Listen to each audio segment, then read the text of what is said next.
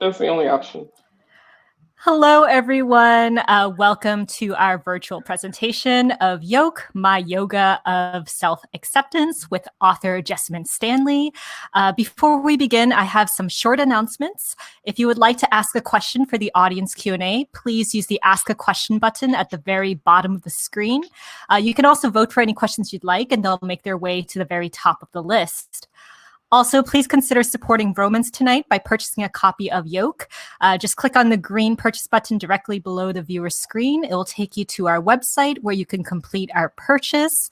Vroman is the oldest independent bookstore in Southern California. We are 127 years old, and it's thanks to avid readers like yourselves who keep our doors open. So any support you can give us will go a very long way.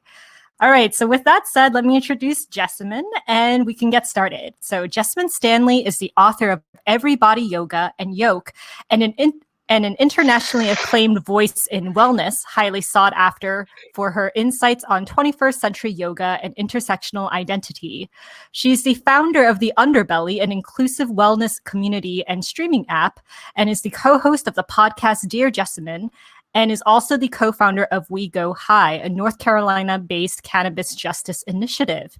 She is a regular contributor to Self magazine and has been featured in the New York Times, Vogue, and Sports Illustrated. All right, so welcome, Jessamyn. I'm going to leave the screen and enjoy the talk, everyone.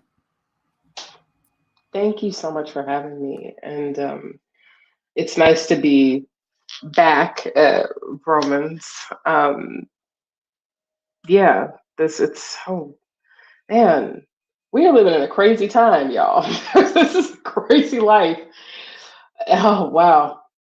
To be alive in 2021. Yeah. So Yoke is about yoga. This is true. Yoke really is like kind of my definition of yoga. And I think that a lot of times when we talk about yoga, we talk about postures, we talk about sequences, fitness becomes a really big part of it. But for me, yoga is really just breathing. It's always just breathing, just trying to breathe in different shapes.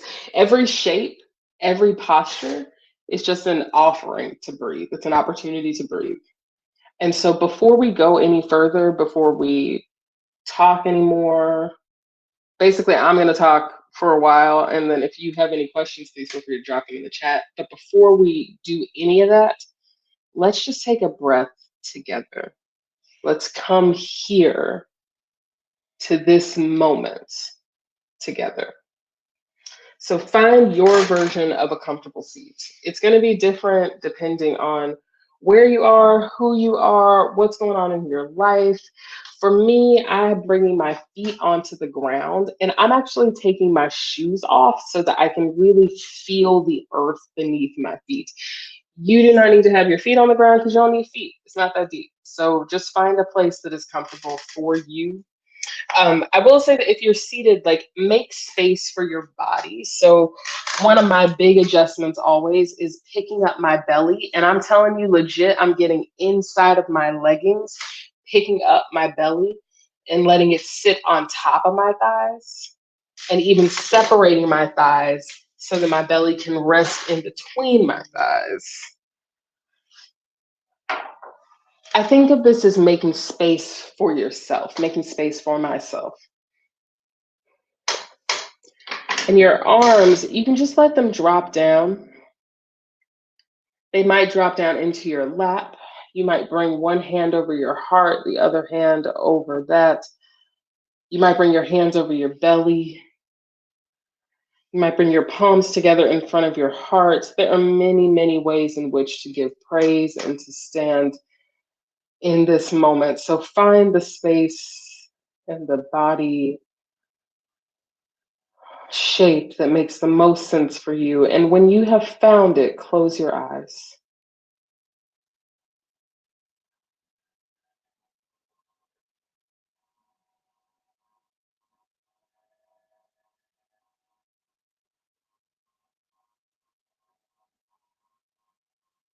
And you can let your thoughts rush in.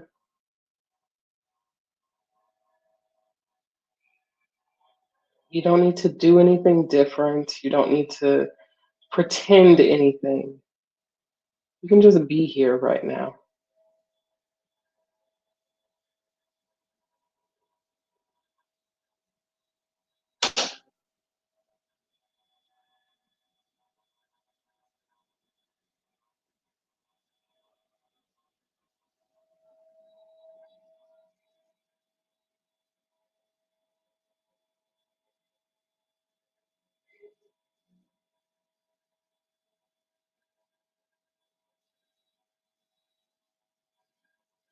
And when I say be here right now, I mean let every single piece of yourself arrive here, especially the things you don't like.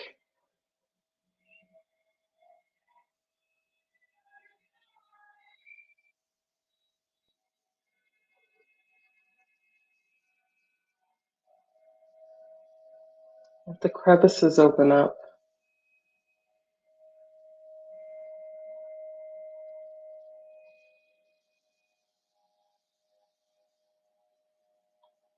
Settle your bags down.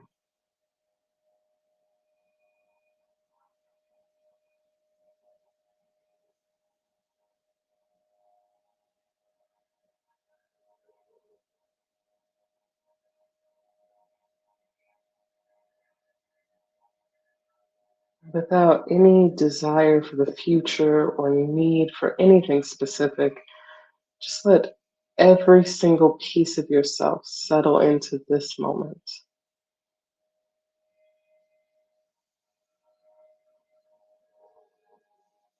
The future will come.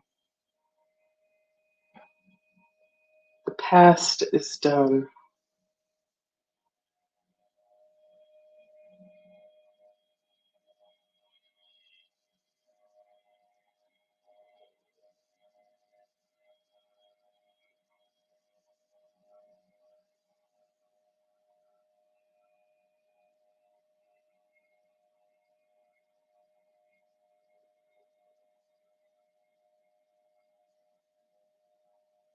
And as you're here, settling into this moment,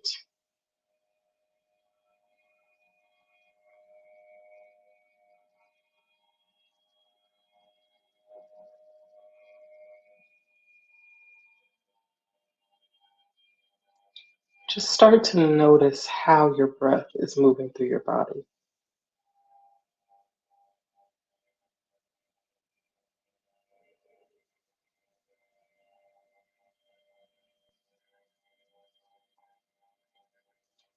Notice that in some places, your breath is tight, taut, struggles to come out. You struggle to take it in. That's okay.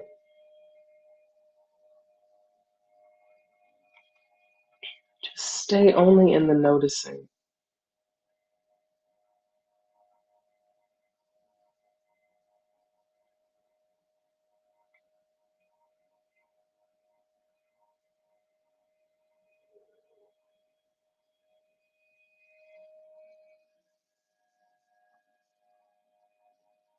You may notice that in some places your breath is ragged,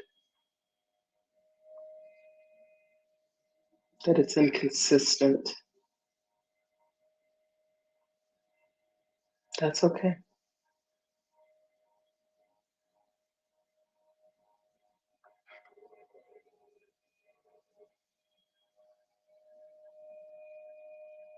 Just extend up through the crown of your head, release your shoulder blades down.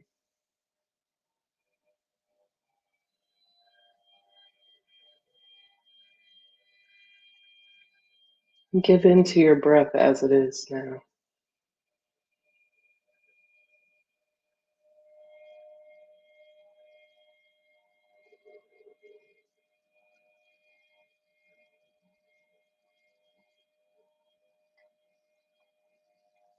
You might come in through your nose, out through your nose, in through your mouth, out through your mouth, or a mix of the two.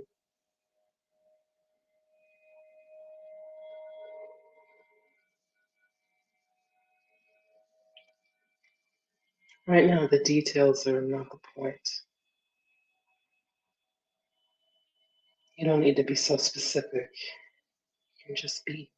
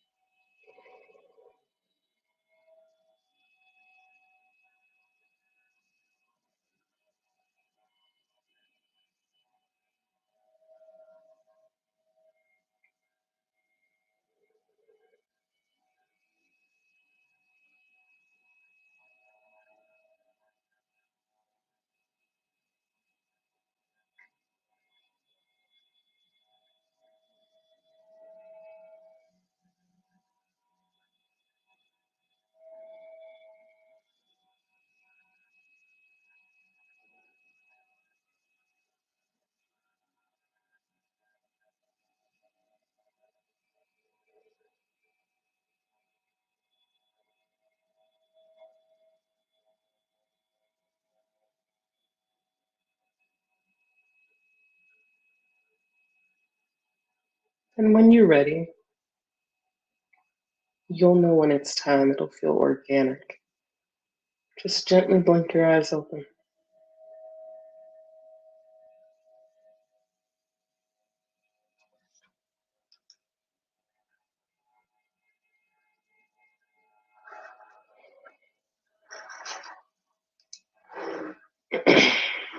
Now,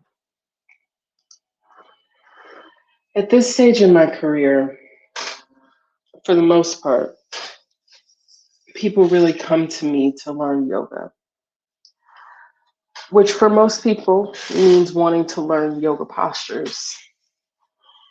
And yeah, postures are great. They help you connect with your body and they help you link your body and your breath so that your mind can be still for meditation. But really, legit, you don't need to practice a bunch of different postures to connect your breath with your body. You really only need one. And it doesn't need to be any more complicated than the posture that we were just practicing. A posture that anyone can practice, regardless of age or ability or lifestyle or literally any of the other shit that we think makes us different from one another. So, using that same math, really everything in life is a yoga posture. Like, literally everything. Every fight, every moment of doubt. And when you take that equation a little bit further, those fights and those moments of doubt, that type of yoga posture, they all start inside of yourself. So that's the jumping off point for yoga. It's about the yoga of everyday life, the yoga of self acceptance, the yoga of looking at all of your contradictions and sitting at the intersections of your identity. And from that place, daring to accept yourself.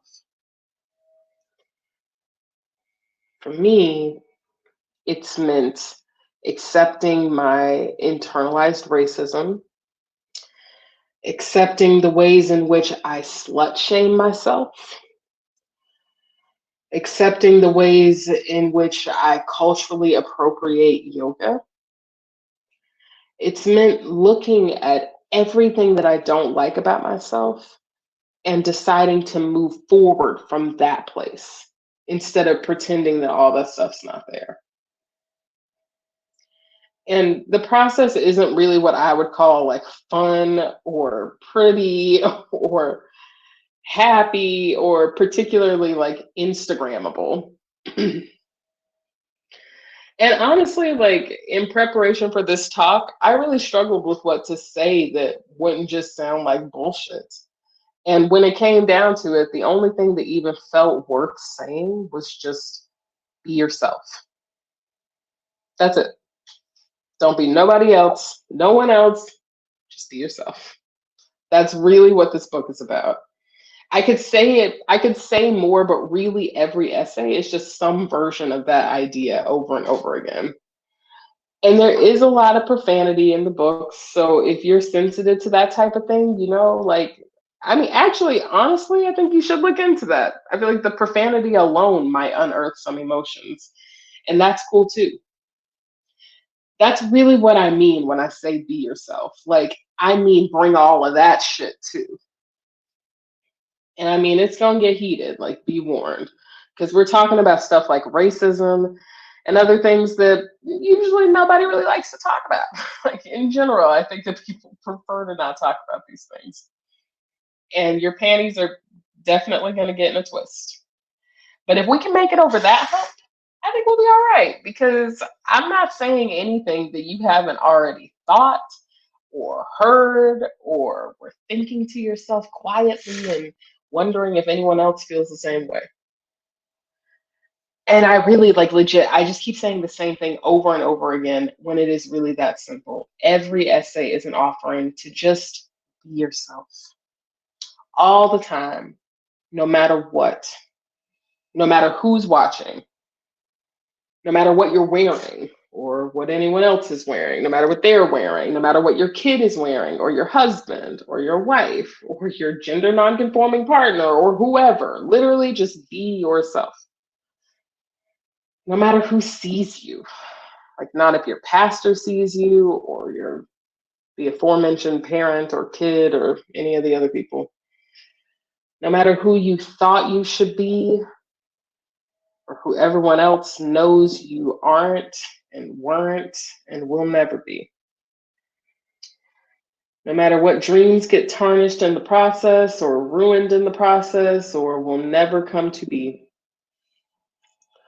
No matter what, just be yourself. Fully, the whole time. Even in the hard to breathe moments, the in between moments. Just be yourself. You don't need to do anything else ever for any reason at all. And you really don't even have to read that because you already know that, because that's the truth. It's kind of the only truth. And it was written down, it's been written down inside of you the whole time. Got to be yourself because no one else can do what you can do and offer what you offer. There's literally no one else and will never be anyone else who can do what you do. But the thing is, like, I know that when I say be yourself, you're probably like, bitch, which self? I got a bunch of selves. Like, who are you talking about? Which self are you talking about? And honestly, I feel you. Like, is it the self that takes care of your kids? Or is it the self that shows up at work? Is it the self that hangs out with your friends? Or is it the self that fights with your partner?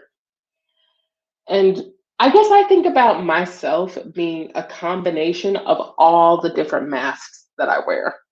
Like, it's a combination of all of myself. It's everybody showing up for the party, like, not just the person that I've decided to be today. It's the person, no, this is who it is. It's the person who says the wrong thing, the one who offends people, the one who stumbles, who falls, the person who's pushy and annoying and hard to handle, the self that can't fit into a box. That's yourself. That's myself. It's the one who's too broad and too vast to fit into anybody's box. And in my experience, you only encounter that person in your most vulnerable moments when you're actually listening to yourself. I usually only meet her when something really annoying happens, and usually only if someone else is watching. I really started meeting myself when I started taking pictures of my yoga practice. This was some years ago, and I talk about this more in Everybody Yoga. But that's when I started to realize like just how much of a bitch I can be because of how much of a bitch I am to myself. Like I say shit to myself that I would never say to another human being. It's really horrible things. And then that carries into other parts of my life. It affects how I see other people and how I see the world around me. I think I definitely had to meet myself on the day that is, in a lot of ways, it's really the namesake of Yoke.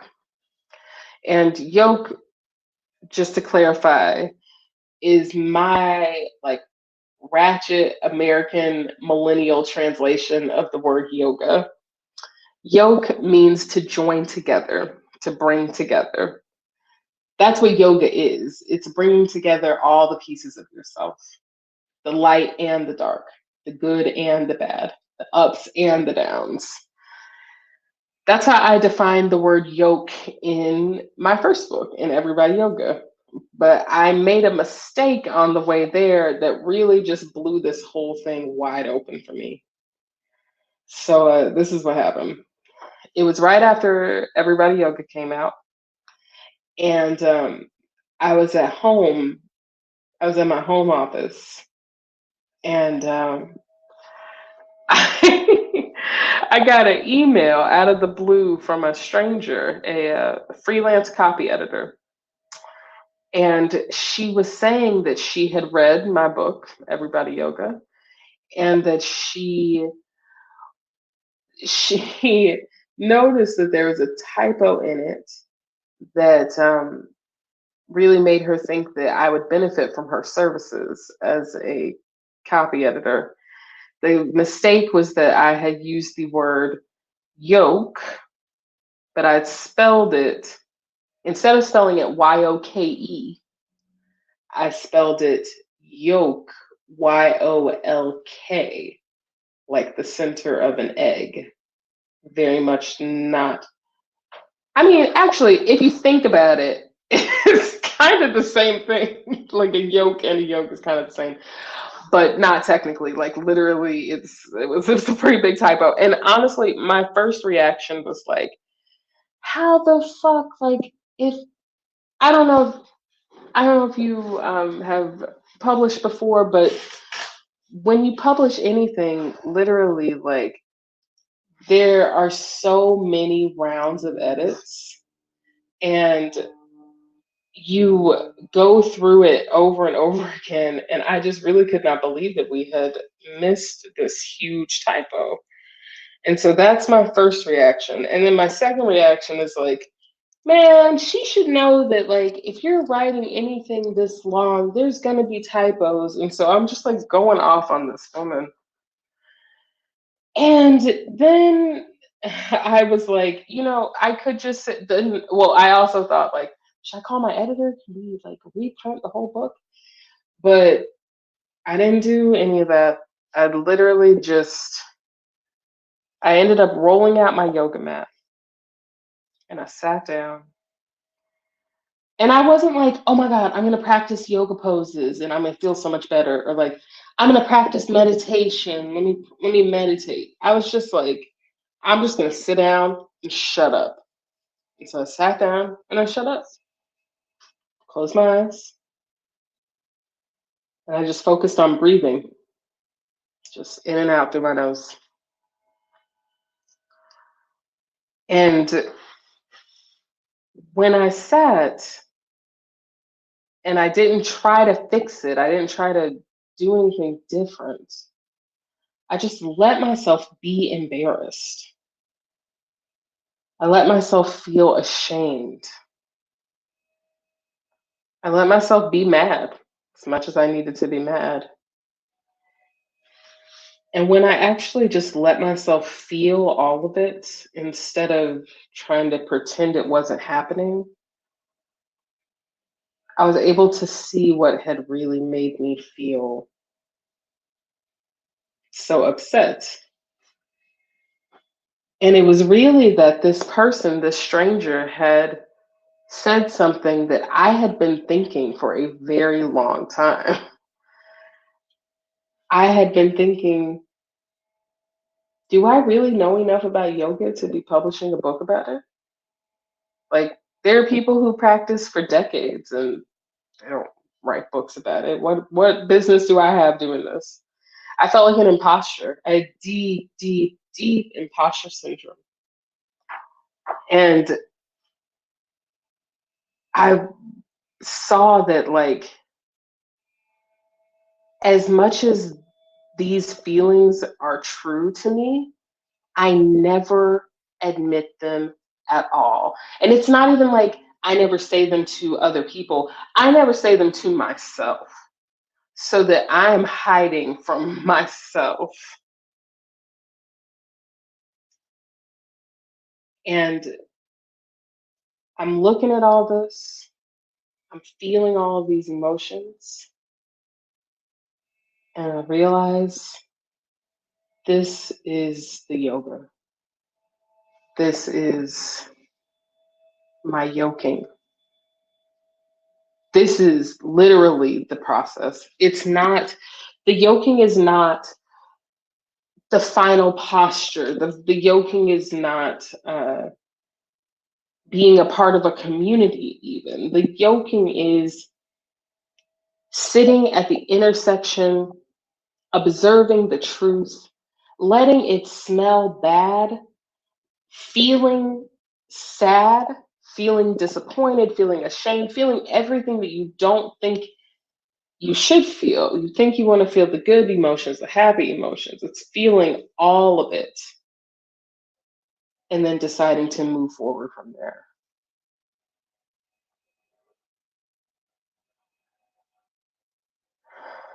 And so before we go any further, let's just take a moment to have a breath together. So I have my feet down on the ground. Again, you can have your arms and legs however you like, but let your eyes drift close.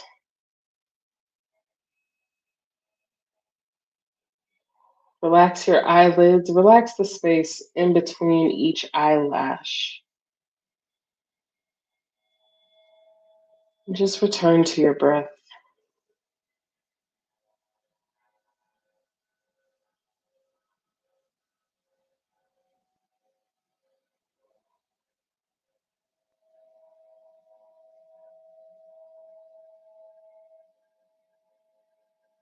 You don't have to make it any way in particular. You don't have to do anything specific. Just notice. Notice your breath.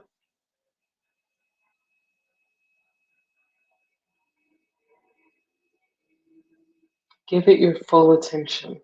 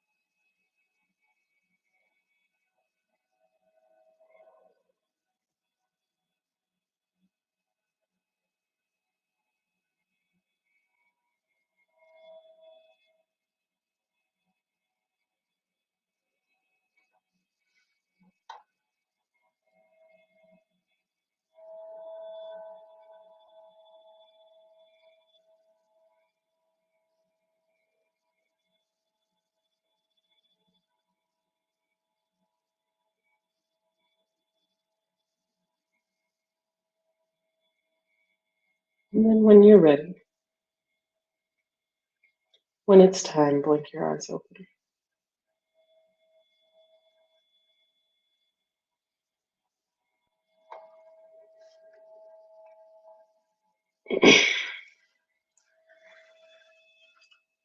So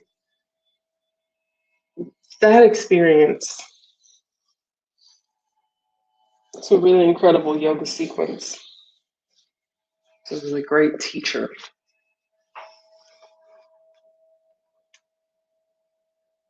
You never know who's going to teach you or how they're going to teach you or what you need to be taught. Boy, teachers just show up, and yeah, that it does make me think of another teacher that I have had, who really also brought this point home for me, who showed me about the yoking. This was that same year that Everybody Yoga came out. It was a few months later. I found out that one of my most favorite teachers was teaching a workshop at my home yoga studio in Asheville, North Carolina, at a Asheville Yoga Center. And I love this teacher so dearly. My goodness, I love him so much. He, almost more so than any other teacher, has really impacted the way that I show up in the practice. I think of him often as like the most body positive yoga teacher that I've ever had, because he really creates a space where it is okay to accept yourself. And accepting yourself, warts and all, is the whole practice.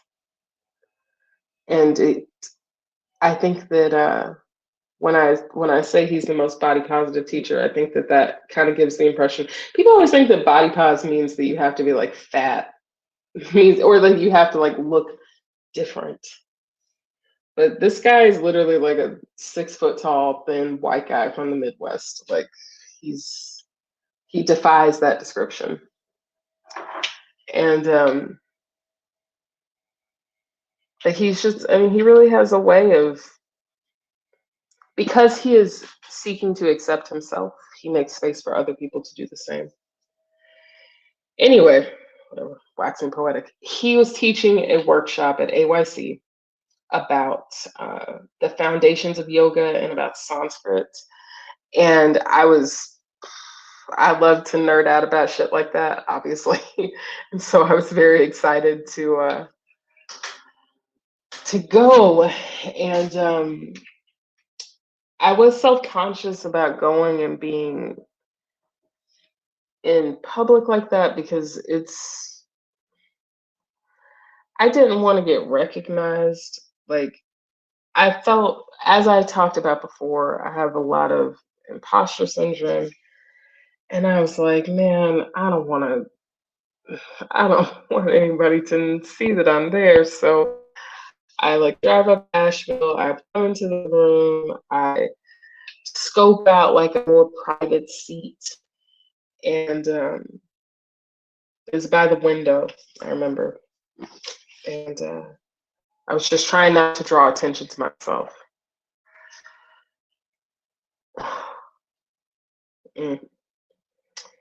So we're going through the workshop. It's like a couple days into the workshop before I started to feel away, before I started to have misgivings about what my teacher was saying. So we're talking about the foundations of yoga. We're talking a lot about classical yoga. And classical yoga is very much embedded in South Asian culture. And more specifically, it is the foundation of many religions as well. And my teacher was saying that if you are a practitioner of yoga, anywhere, regardless of your own cultural identity, you should feel a connection to the cultural lineage of classical yoga. And this really bothered me, because I feel a lot of conflict around cultural appropriation in yoga. This is something that I talk about more in Yoke, so I'm not going to really like get that deep into it right now. But cultural appropriation is rampant in American yoga. I define American yoga as being any style of yoga that originated in really in the West, from the 19th century forward. And cultural appropriation is so common because a lot of practitioners don't question the role that imperialism and fetishization and colonialism and colonization and racism and exoticization, they don't question how all of those things play into their experience of this cultural lineage. And I was really bothered by the idea that my teacher was saying that we needed to feel this connection to classical yoga, that we should feel as though that was our cultural identity. But I have often found that if you are yoking, if you are looking at the light and the dark within yourself, the good and the bad, yoga is not going to lead you to somebody else's culture. It's going to lead you back to your own culture, to your own identity. It makes space for really deep healing and acceptance. And I feel like, I have my own cultural heritage, and that is what I need to be connecting with. And I don't think that I need to be appropriating someone else's cultural identity. But I was really nervous to contradict. I was nervous because I respect this teacher so deeply, and I didn't want to contradict him. I didn't want to. I didn't want to push back, and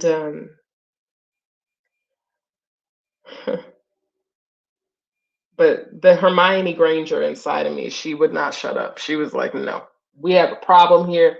We need to say something." And so I waited for him to ask for questions, which he would do periodically throughout the workshop.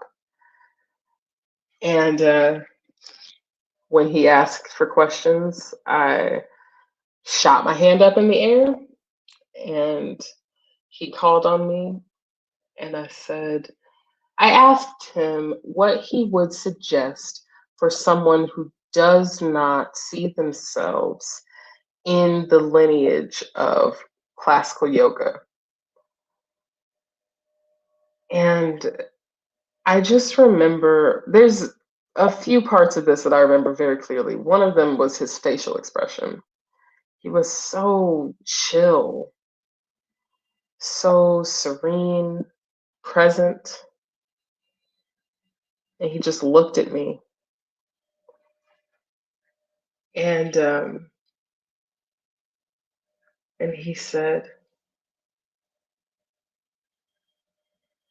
that the reason that I probably did not feel a connection to classical yoga was because I don't know that much about yoga. And so maybe when I know more about it, I'll feel a connection to classical yoga. And he just moved on. And I was much like that night in my office with the typo. I was like, it was like a pie to the face, egg to the face, yolk to the face. I was like shocked into silence. And there was probably a part of me that wanted to snap back or pop back at him, but I didn't. I literally just shut up. I looked out the window and I just focused on breathing. I looked out the window and I found my breath. And just like always, anytime that you close your eyes and you let the breath take over, the thoughts come crashing in. And the thoughts that came up for me first, I thought about the truth and what he was saying. I thought about how much I don't know. I thought about how much I'll never know. Thought about how he was right. And then I thought about what I knew about yoga. And then more specifically, what I know about American yoga. What I know about American yoga history. And also about American history more generally. I thought about the fact that I was the only Black person in that room.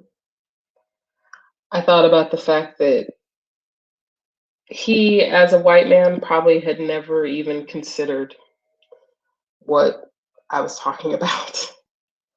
I thought about the legacy of colonization and xenophobia and racism and fetishization, and how we live in a country where those themes are ignored, and that if you bring them up, you are seen as causing a problem.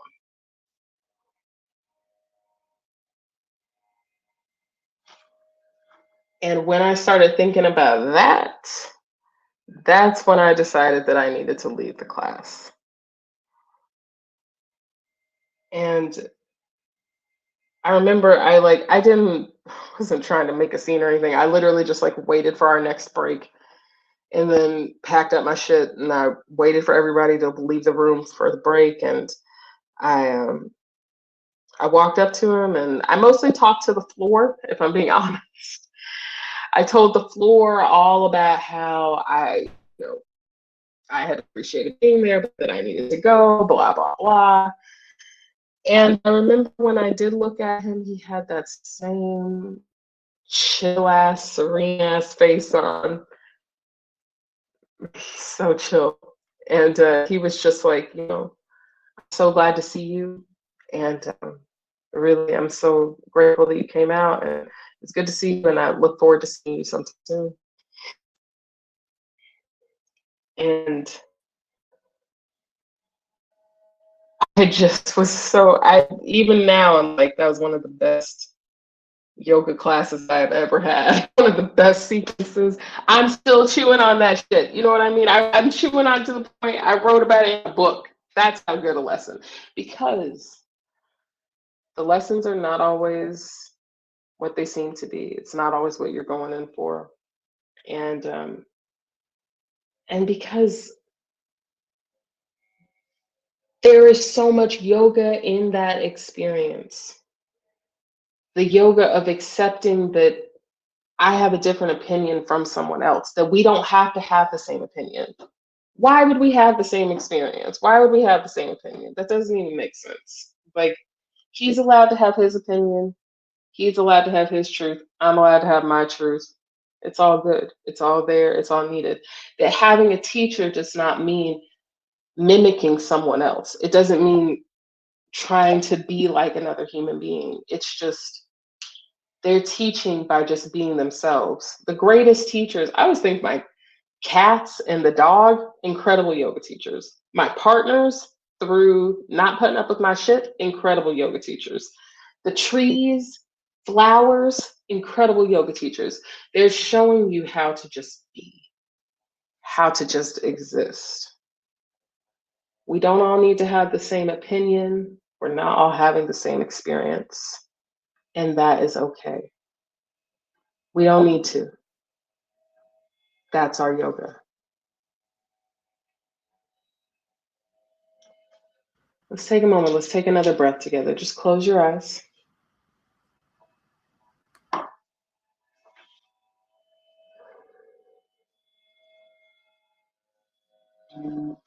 Relax your shoulders.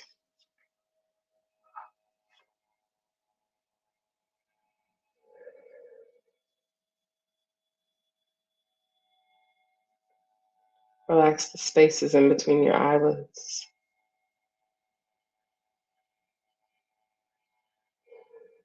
Relax that space right in between your eyebrows.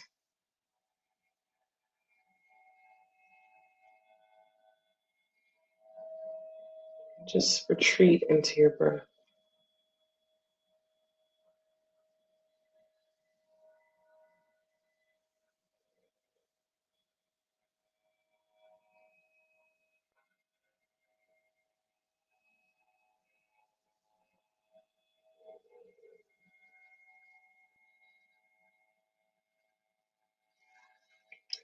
When you're ready, blink your eyes open.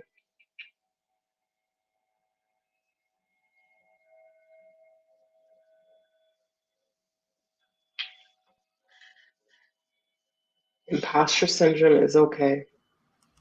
All of it, every piece of yourself is allowed to be there.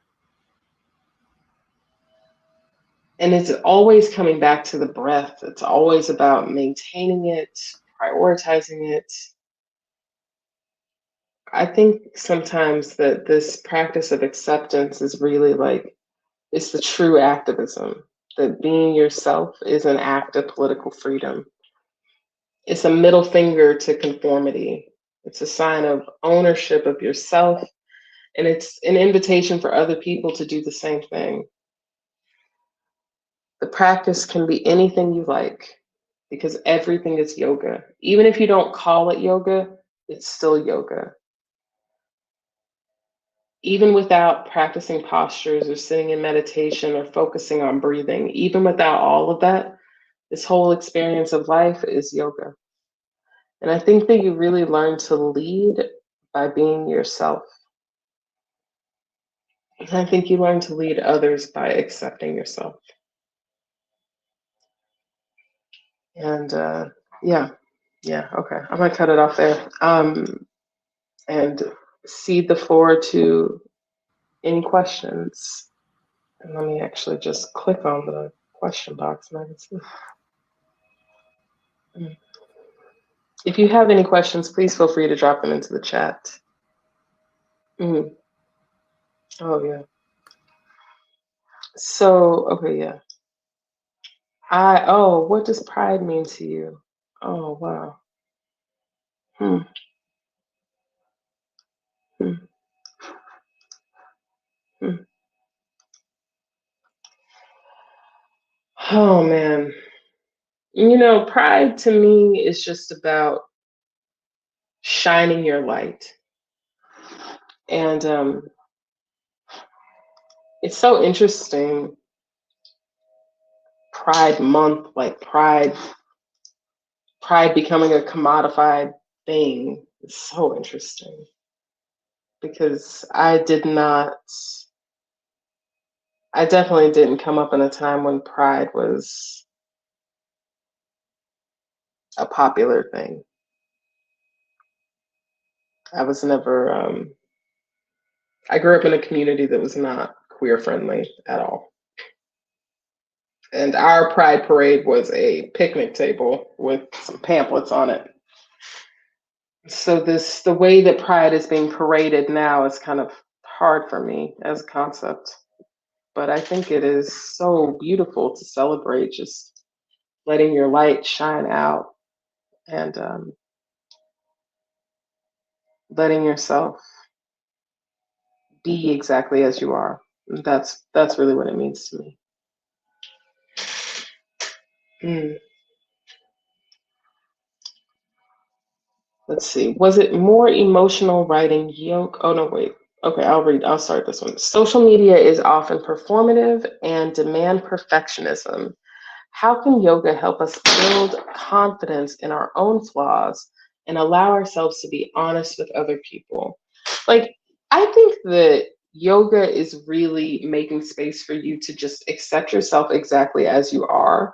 And that when you do that, it's like you're taking off your armor. You're taking off the mask, the shield, like removing all barriers for entry. And that in that space of acceptance of how things are, there's nothing but confidence that can spring there because you got nothing to hide. There's nothing to, you don't need to put on airs. You don't need to uphold any kind of bullshit. You're just being. And I think that when you, I think that the vulnerability is really what is underestimated, that you are gaining confidence through admitting that you don't have confidence. And every type of thing that yoga brings up is just an opportunity to engage with that. Like every posture is just provoking that feeling. Like if you're practicing half moon pose, for instance, half moon pose is like a balance posture. You are standing on one foot and you're balancing on your fingertips, and then you have your other arm in the air, and then the other leg is kicked out parallel to the ground. And that practice, it shows you a lot about yourself. It really is forcing you to just come to terms with the way that your body is put together. It makes you, in order to actually maintain the posture, you have to just lean into your breath and just let the breath be the whole reason that you're there. And the breath is really calming the mind so that you're able to just let it all be. And I think that when you see a photo of a posture like that, it looks like wow, so strong, so powerful, but it is a reckoning. It is a full blown reckoning. It's like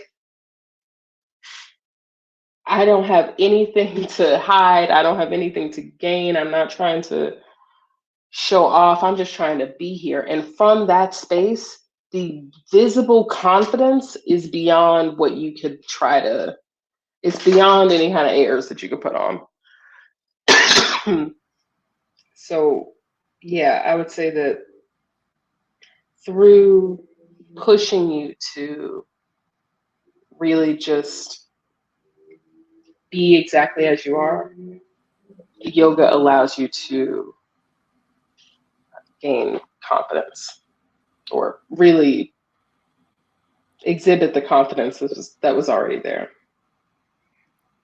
I think we have time for one more question. Okay, cool. I'm gonna do this one. How to accept the things you know you've done wrong while also letting yourself feel remorse and a desire to change. Man, that is so real. How do you let it all be there when it's so painful? Bitch. Oh, God. That's the whole thing, isn't it? That is the whole thing. I think by just letting it be there, it's like you shit the bed. You know what I mean? Like when you shit the bed, if you ever have, or shit your pants, or pee yourself. These are such good ways. I'm telling you, that's really what it is. Because if you shit yourself, what are you gonna do? You're not gonna do anything. It's gonna. It smells bad. It looks bad. It's all there. There's nothing to hide. Like, what you gonna do? You gonna cry about it now? You gonna say I'm a terrible person. I shouldn't shit my pants? No. You're gonna get new pants. You're gonna change the sheets, and it's gonna smell bad the whole time, and it's fine. And I think that progressively is just the whole thing about accepting something that is bad. It's like if you do something that's bad, I don't mean to be dramatic, but like if you murder someone, or if you what else is bad? You assault someone. They're genuinely bad things, like things where it's like, yeah, I don't see a lot of silver lining on that one. This is a bad thing. It's you shit the bed, you peed the bed. It happens. It's life. I think that you can say, this is who I am, this is what I've done, this is what it is. And in that, you're experiencing every single part of it. You also experience remorse. Yeah, I won't do that again. Look at who I have harmed. Look at who I have hurt. You see all that? You say, I move forward from this place knowing this. I seek nothing but the truth. Whoever has a response to what I have done, this is such a huge part of it too, is that everybody else is allowed to feel how they feel too. And through that compassion for yourself, there is so much compassion for other people. And the fact that everyone is just trying to figure this out. Everybody is just trying to survive. Everybody is just reacting. And so I don't pretend to know anybody's situation or what anybody does, but I know that there are things that I have personally done that are reprehensible. And I was doing the best that I could with the tools that I had at my disposal at that time. But the best that I could was still harmful. And that is okay. And there are other people who will not feel that way about it, and that is okay too. And I can make amends, I can have remorse, I can have regrets. It's all fine. Because every single one of those emotions is the reason for being on this planet. We're not here so that we can have we're not getting a report card at the end of life. Like you're not getting a gold star at some point. It's just all happening and you're learning lessons. And in order to learn a lot of lessons, ultimately you end up having to hurt people. It sucks and it's shitty, but it's one of the things about this life, and it's all okay. And I've said the same thing over and over again, and so I'm going to stop. Y'all are amazing. Thank you so much for being here. You're amazing. That was such a great talk. Thank you so much, Jessamyn. And thank you to all of you who tuned in tonight and sent in questions. Again, if you would like to purchase a copy of Yoke, just click on the green purchase button directly below the viewer's screen. It'll take you to our website where you can complete your purchase. And for those of you who tuned in late, don't worry, a replay of this talk will be available after the broadcast ends. And I think that about does it. Thank you, Jessamyn, again. And good night. Thank you for having me. Have a good night. Bye, y'all.